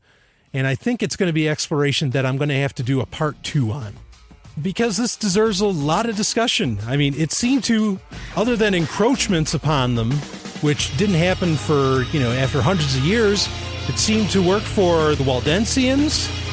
It allowed for their culture to stay alive. Lots of people have tried it. Or hey, how about Isaac Asimov's Foundation? There's an idea. Anyway, I'll save that for next week. And don't forget, you can bit message me. My address is in the show notes to get your chance at a free game this week. Carpe Lucem, everybody. Hope you enjoyed the episode. I'll see you on the other side. You just experienced Sovryn Tech.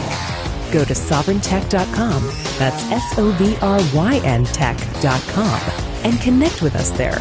Find links from today's show and catch our podcast feed. Sovryn Tech is copy heart. Copying art is an act of love, and love is not subject to law. So please share the show however you like. Welcome to the evolution.